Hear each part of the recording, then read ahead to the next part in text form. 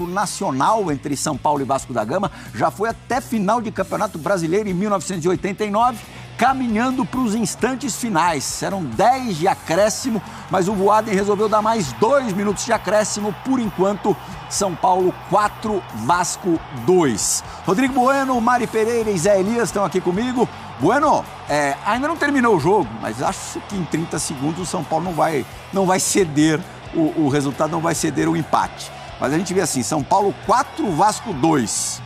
Foi para tudo isso? Boa noite. Boa noite, André, Mari, Zé, fã de esporte. Foi até para mais, né? Porque o placar de 4-2, que é surpreendente, sim, né? Quem acompanha os dois times, como é que o São Paulo tomou 2 gols? São Paulo com o Dorival tinha tomado só 2 gols até então, tomou 2 hoje. E como o São Paulo fez 4 gols... Acabou o jogo, acabou 4-2 São Paulo. E como o São Paulo fez 4 gols. O time do São Paulo tem uma certa dificuldade para colocar a bola para dentro, para ser mais contundente. Às vezes tem o controle do jogo, muita posse de bola, troca passes, mas não consegue ferir tanto o adversário. E na partida de hoje, né, um jogo completamente maluco, podia acontecer qualquer coisa. O Vasco jogou muito bem, surpreendendo as expectativas, porque a gente sabe da situação complicada do Maurício Barbieri, com ausências, né? O Andrei, por exemplo, né, na seleção sub-20. Essa vai ser uma ausência permanente. Já é, né? Mas ele, pelo menos, há algum tempo, deu uma luz ali, né, para o Vasco no meio-campo. O São Paulo abre 2-0 quando o jogo estava muito equilibrado, aí estava um cenário muito favorável para o tricolor. Aí saiu um gol ainda no final do primeiro tempo, né? Um gol que é curioso, né? O Barros, o garoto que fez o gol, ele fez o gol e foi substituído, né? O prêmio para ele... Porque estava pendurado, né? Porque estava pendurado. E mas depois de ter recebido o cartão amarelo, ele fez uma falta ali meio perigosa também, que até o pessoal do São Paulo reclamou, pediu um segundo cartão. Eu confesso que eu fiquei com pena, né? Porque ele foi dar entrevista no intervalo e ele todo animado, garoto, tô aqui num estádio importante, Morumbi, lotado, faço um gol, né? Ele estava satisfeito, realizado, e aí, como prêmio, ele não volta pro segundo tempo. Alex Teixeira entrou no lugar dele. Alex Teixeira, que é mais armador, Olha o gol do Nestor, só para voltar um pouquinho pro primeiro tempo, Bueno. Posso fazer um exagero aqui? Isso lembrou o Messi contra o Boateng, lembra? Aquele drible na Champions famoso. Sim. E o Boateng caiu sentado. Barcelona e Bayern de Munique. Só que o Bambu não caiu sentado, né? O Boateng foi mais feio, né? O Bambu que entregou o ouro um pouco antes, o gol não saiu. O Zé Elias fez muito gol assim. Né? O Salão fazia mesmo. No campo só sofria gol assim. Aí o Vasco diminuindo. Caio Paulista perdeu de cabeça pro Barros, que tem 1,83. Não é baixo. Altura. Não é baixo, mas deve regular com o Caio Paulista. O Caio Paulista, se for mais alto, não é muito mais alto do que isso. Então, o Rafael já tinha feito uma boa defesa, né? Pelo menos. Essa não deu. Aí a gente vai ver o empate do Vasco. Já sem o Pedro Raul, né? O Vasco com o Galarza. O Vasco com um time mais móvel no segundo tempo, com a saída do Pedro Raul, jogador de referência, mais movimentação, mais velocidade, e acabou envolvendo a defesa do São Paulo. Belo gol, hein? Vale bomba, hein? Sim. E nesse momento, depois do gol, dá a impressão que o Vasco até estaria mais perto do terceiro gol do que o São Paulo. O jogo estava muito aberto, né? Foi um jogo de trocação do começo ao fim. Por isso que eu falei que o placar foi 4-2. Aí o Beraldo marcando de cabeça. Posso fazer outro exagero? É o primeiro, né? É o primeiro gol do Beraldo, não é? Profissional? Acho que é o primeiro, né? No Campeonato Paulista ele marcou. Mas no Brasileiro acho que é o primeiro. No Brasileiro, com certeza absoluta, é o primeiro. Não sei se ele marcou no Paulista, mas eu me lembro dele ter... Se não fez o gol, foi muito perto de fazer um gol, uma cabeçada na trave, alguma coisa do gênero. E aí o Juan, atacante da base do São Paulo também. Zé Elias já comentou muito o jogo dele no Sub-17, Sub-20. Bom jogador, né? Fazendo o seu primeiro gol no Campeonato Brasileiro também, né? Primeiro gol. O Juan. O Calera é o artilheiro do São Paulo no Brasileiro, né? Fez mais um gol típico de centroavante. E o Caio Paulista, depois ainda quase marca o quinto. Seria 5-2 para o São Paulo. Aí um placar totalmente desproporcional, diferente do que foi a partida. 4-2 já foi, né? A vantagem do São Paulo talvez não era para tudo isso, né? Porque o jogo foi equilibrado. No primeiro tempo, o São Paulo deu 5 finalizações, o Vasco deu o dobro, deu 10. Me chamou a atenção a facilidade com que o São Paulo entregou a posse de bola para o Vasco. Deixou o Vasco realmente trabalhar. O Vasco ele tem um repertório ofensivo muito limitado, né? Muito cruzamento. Até o gol já tinham sido 16 cruzamentos. Até conseguir diminuir. Contra o Santos, por exemplo, que perde, foram 50. Ele termina a partida com 50 cruzamentos. Então, o Vasco ele tem um repertório ofensivo muito limitado, né? O São Paulo correu risco, entregou a bola para o Vasco. Sim. O Vasco termina o primeiro tempo com a posse de bola, né? com a superioridade na posse de bola. Mas é limitado. E aí o São Paulo, eu acho que tem, além do encaixe coletivo com o Dorival, a gente vê associações ofensivas, aquele lado esquerdo muito forte, né? O gol sai por ali, o primeiro gol. Na individualidade também tem sobressaído. Então a gente vê essa responsabilidade hoje no São Paulo muito mais dividida entre os jogadores. Se não é o que marca, é o que dá assistência, é o que inicia o contra-ataque. Hoje eu acho que sobressaiu justamente isso. É um coletivo que na individualidade também consegue bons resultados. E hoje com duas modificações que para o São Paulo, na comparação aos últimos dois jogos, os últimos jogos, na verdade, são modificações que pioram o time.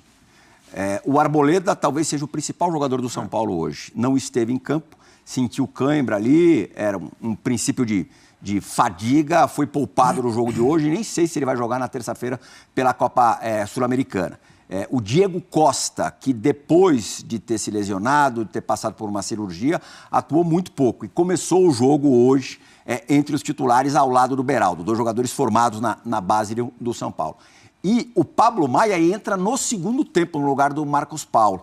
O Luan, que também não vem começando nunca as partidas, hoje iniciou entre os titulares. Você acha que isso pode explicar? E se não me engano, saiu já na metade do segundo tempo. Você acha que isso pode explicar esse domínio do Vasco? Não só a ausência desses jogadores, mas um time, de repente, menos acostumado a estar junto?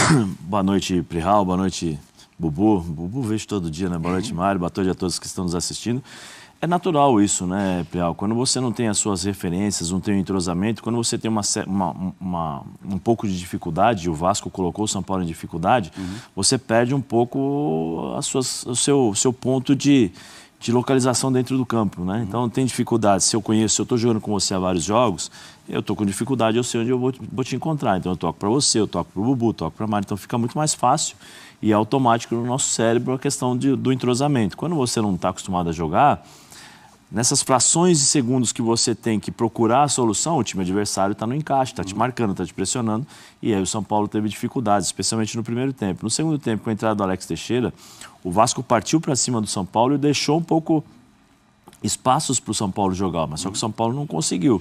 Depois que tomou o segundo gol, o São Paulo encontrou o gol com o Beraldo e aí o Vasco parece que psicologicamente sentiu o gol. Aí cansou mentalmente, o time de São Paulo começou a encontrar os espaços e era para ter sido 5, né? Acho que teve 2 oportunidades, o Léo Jardim fez uma grande defesa e tal, mas é a falta de entrosamento que tem muito por conta dessa questão dos rodízios. Essa das zagas, completo. Eu ia só colocar uma coisa que eu acho que assim, precisa ser questionado isso daí. Por que o Luan não consegue jogar 90 minutos? Precisa ser questionado isso daí. Já era com o Rogério, já era com os outros treinadores, já acontecia isso com os outros treinadores. Ele tem o quê? 23 anos de idade? Por aí. 22, 23 anos de idade? Ele não pode, todo jogo, jogar 50 minutos. Não pode jogar 60 minutos e cansado. Não, o treinador tem que tirar. Não pode. Ou joga... 24 anos. Ele tem que jogar 90 minutos. Há muito tempo não joga, né? Um jogador que não tem uma sequência muito grande, então ele poderia fazer 90 minutos com uma certa tranquilidade, então precisa ser questionado isso, porque ele é um bom jogador, ele soma, ele tem uma presença em campo, né? Fisicamente ele é muito forte, então ele não é um cara que corre muito, eu acho que ele se posiciona muito bem e isso acaba ajudando o Nestor, ajuda o Luciano, ajuda todo mundo. E precisa ser questionado. E uma outra coisa que eu ia falar, Rodrigo Nestor, com uma certa liberdade, é um bom jogador. Sim. É impressionante como ele consegue... Ele fez o melhor jogo hoje dos últimos tempos, o Nestor. Com liberdade, eu não sei, né? A impressão que eu tenho com a saída do Rogério, o time do São Paulo ficou mais leve. A impressão que dá, o ambiente ficou mais leve, então os jogadores estão se sentindo mais à vontade para tentar algumas jogadas, coisas que antigamente não tinha. Essa aproximação, essa questão das jogadas individuais que o Rogério insistia, mas às vezes não saía. Você percebia que o time estava meio com sobre o Nestor, receio, e agora eu acho que hoje demais. Ele tem menos obrigações defensivas do que tinha com o Rogério. Mas sabe, além de menos obrigações defensivas, eu acho que criou-se muita expectativa em cima dele. Rodrigo Nestor, da base, então ele tem que solucionar os problemas do São Paulo, porque normalmente as pessoas acham que quando um menino vem da base e chega no profissional, ele é a solução da lavoura, a solução de todos os problemas, porque o time está mal. Então, só pelo fato de ele vir da base, chegar da base, acabaram os problemas. Ele vai solucionar com todos. E não é assim. Nem sempre é assim. Se você não encontrar um time equilibrado, a posição do jogador, ele já vai chegar com essa responsabilidade. Se você não dividir essa responsabilidade e fazer com que ele se sinta à vontade para jogar e jogar mais obrigações para ele, muitas vezes o jogador não consegue suportar esse tipo de coisa. Por isso que eu falei que a impressão que eu tenho agora do Nestor é que ele está mais leve, ele está mais tranquilo, ele está mais próximo daquele menino que jogava na base.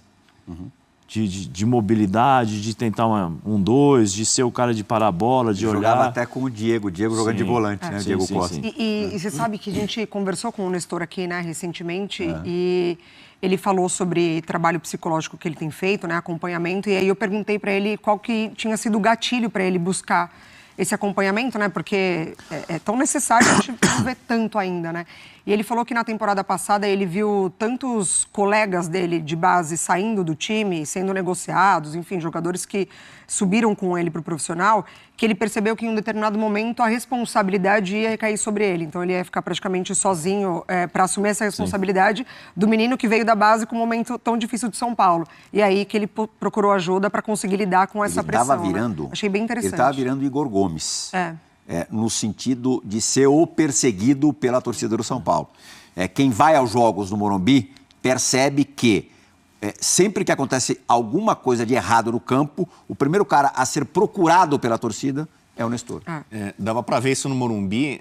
Depois da saída do Igor Gomes, a maior crítica da torcida de São Paulo ao Rogério Ceni era a insistência no Nestor. Boa parte da torcida queria o Nestor no banco e o Rogério Ceni, assim como fez com o Igor Gomes e com a teimosia ou persistência dele, mantinha o Igor Gomes, ele não abriu mão do Nestor, né? Então, o Rogério Ceni vai morrer abraçado com o Nestor. O Nestor, para mim, é o seguinte, ele é o mais talentoso desses jogadores de meio campo do São Paulo. Sim. E como o São Paulo foi um time montado sem um grande camisa 10, de verdade, o Luciano é um camisa 10 ali que fica flutuando ali, mas não é um cara que cria, que arma, que resolve muito. Caiu uma responsabilidade enorme no colo ou nos ombros do Rodrigo Nestor, né? Porque ele é mais talentoso que o Luan, ele é mais talentoso que o Pablo Maia para dar um passe, uma inversão, né? Só que ele tinha um pecado, que é um pecado muito comum na base brasileira, quase todos os jogadores, que é a finalização. Quantas jogadas maravilhosas a gente já viu do Rodrigo Nestor penteando, driblando, como ele fez hoje. Né? Ele tira com certa facilidade com a canhotinha dele, né? Ele vai costurando. Em tese é um segundo volante ali, né? Mas você vê como ele chega na área, ele tem qualidade. Só que na hora da finalização, ele perdeu cada gol. Ou chutava para fora, ou chutava em cima do goleiro. Né? Ele não concluía bem as jogadas. Tanto que ele ficou muito emocionado hoje por isso. Exatamente. Ele falou, estava buscando isso há um tempo. Né? E ele bateu com a perna ruim dele, né? Ele dá o corte para a canhota, ele acaba meio que chapando, né, forte a bola com a perna direita. E aí ele sai festejando porque quantas vezes ele esteve nessa situação. Ele foi um contra-ataque, né? E as pessoas também cobravam dele falta de velocidade. Ele correu, acho que 81 metros, foi a conta, né? Porque a jogada desse gol sai de um lateral do Léo, esse São Paulo, né, zagueiro, que bate lateral monstro na área. São Paulo recupera a bola e aí o Luciano e ele vêm correndo por 81 metros até ele fazer a finalização. Sobre o Luan, aparentemente, vamos confirmar isso, é outra lesão muscular. Então, ele tem... Ele saiu por isso? Aparentemente, sim. Durante a transmissão, dava para ver assim, ele já... Hoje é modinha, né? O pessoal levanta o calção, né? Quer dar lancinho, né? Sou forte, caramba. O pessoal levanta... Quer dar lancinho, a gente falou então, que é dar... Ou joga com shorts um número a menos. Né? E ele teria, então, comunicado, né? Passado pro banco que estava sentindo algum desconforto, alguma coisa, e teria pedido a substituição.